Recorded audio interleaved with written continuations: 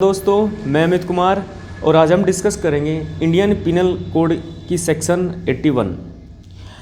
81 को पढ़ने से पहले एक बार समझते हैं कि 81 वाली सिचुएशन आती कहाँ है। बाद में इसको रीड करेंगे।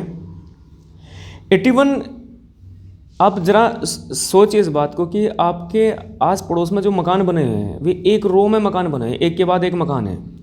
यदि उनमें से किसी एक मकान में आग लग जाती है और आग इतनी भयंकर है कि यदि उस आग को ना बुझाया आपने या फायर ब्रिगेड वालों ने उस आग को ना बुझाया तो पूरी संभावना है कि बाकी आसपास में जो मकान बने हैं उनमें भी आग लग सकती है, उनमें भी आग लग जाएगी। तो उस कंडीशन में आप क्या करोगे? तो फायर ब्रिगेड को फ़ोन करोगे या आपके पास में कोई आग बुझाने की कोई मशीन है या आप मकान को तोड़ते हो, क्रैश करते हो, आपके पास बुलडोज़र है, आप उस मकान को क्रैश कर देते हो ताकि आग आगे बढ़ने से रुक जाए। तो और वो जो मकान का मालिक था वो आपके ऊपर आरोप लगाता है कि साहब आपने मेरा मकान तोड़ दिया और आपने रजिस्ट्री कर दी, आपने मेरी संपत्ति को नुकसान पहुंचाया। तो सेक्शन 81 ऐसी परिस्थितियों में बचाव देती है, क्योंकि यदि आग ना लगती, आप मकान तोड़ते तो सेक्शन 425 है हमारे पास में, मिसचीव, रजिस्ट्री, आपके ऊपर आरोप लग सकता था मकान तोड़ने के लिए, संपत्ति को हानि पहुँचाने के लिए, सेक्शन 425 लग जाती है आपके ऊपर। लेकिन ऐसी कंडीशन में क्योंकि आपकी इंटेंशन मकान तोड़ने की नहीं थी, हालांकि आप जानते थे, आपको नॉलेज थी कि ऐसा करने से प्रॉपर्टी को नुकसान तो होगा ही निश्चित रूप से, लेकिन आपकी इंटेंशन अपराध करने की नहीं थी, आपकी इंटेंशन प्रॉपर्टी को नुकसान पहुंचाने की नहीं थी।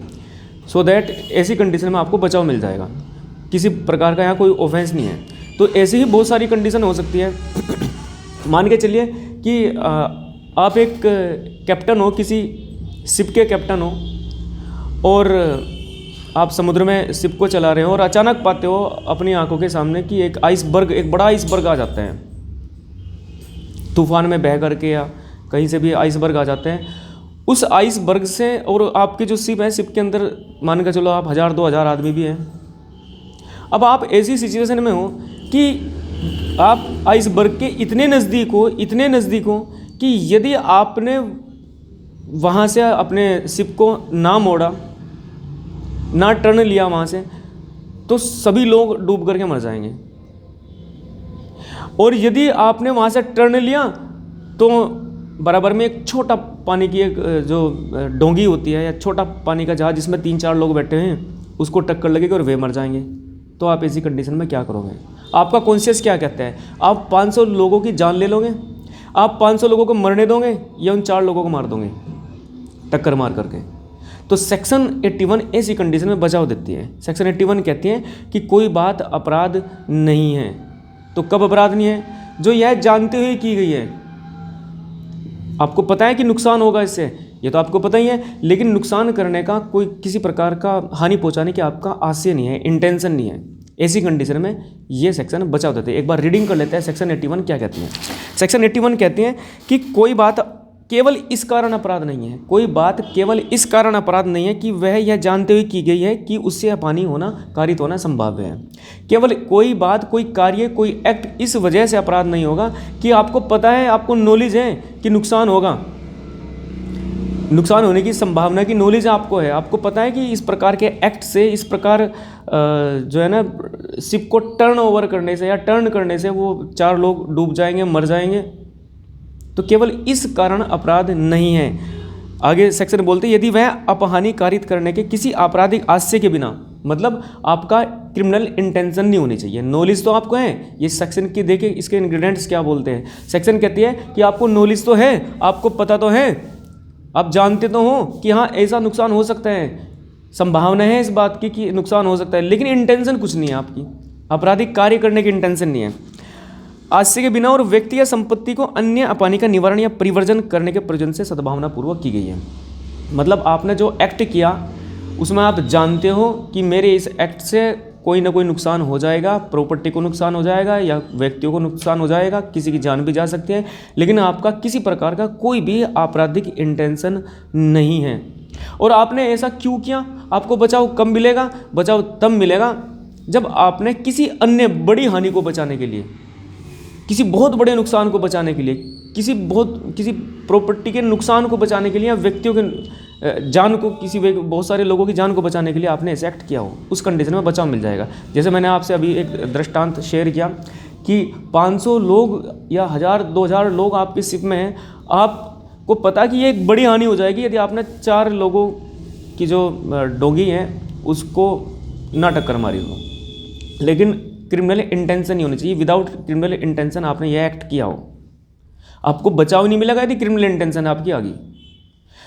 तो सेक्शन की डिमांड यही है, सेक्शन बोलते हैं कि अन्य अपहानि का निवारण या परिवर्जन करने के लिए अगर आपने एक्ट किया तो ही आपको बचाव मिलेगा। प्रिवेंशन करने के लिए मतलब आपने उन 2000 लोगों को आपकी इंटेंशन क्या थी, उन 2000 लोगों को बचाना। उनको नुकसान हो जाता, वे मर जाते, तो उनको मरने से बचाने के लिए जो एक्ट किया आपने, विदाउट क्रिमिनल इंटेंशन जो एक्ट किया, तो वहाँ आपके द्वारा किया गया एक्ट ही रह जाएगा। भले ही आप जानते हो कि इससे नुकसान हो जाएगा, अपराध में काउंट नहीं होगा। आगे स्पष्टीकरण है, और स्पष्टीकरण बहुत अच्छी बात बोलते हैं। स्पष्टीकरण कहता है कि ऐसे मामले में यह तथ्य का प्रश्न है कि जिस अपहानि का निवारण, अपहानि मतलब जिस नुकसान का आपको प्रिवेंशन करना है, निवारण या परिवर्तन किया जाना है, वह ऐसी प्रकृति की और इतनी आसन्न थी कि वह कार्य जिससे यह जानते हुए कि उससे अपहानि कारित होना संभव है करने की जोखिम उठाना न्यायानुमत या माफी योग्य था।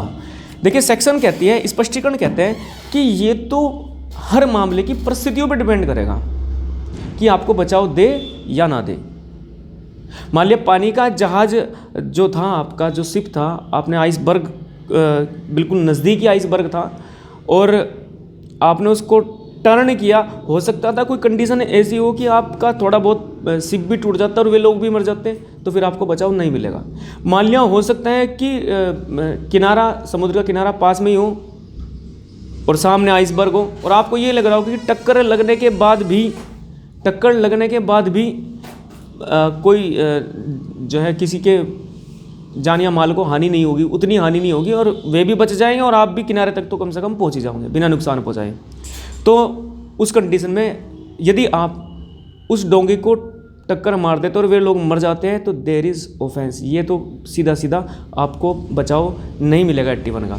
लेकिन आप समुद्र के बीच में हो और आपको ये लग रहा कि यदि आइसबर्ग को टक्कर मारी, आपने जहाज़ को ना टर्न किया तो ये सारे लोग मर जाएंगे, और सिचुएशन ऐसी है कि यदि टर्न किया तो ये 4 लोग चले जाएंगे। तो ये सेक्शन परमिशन नहीं देती है आपको कि उनको टक्कर मार दो।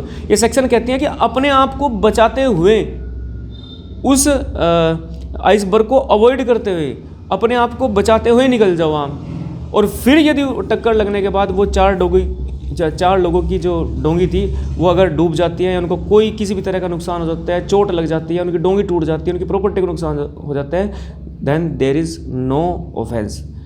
तो ये जो सेक्शन है ये आवश्यकता के सिद्धांत पर आधारित है।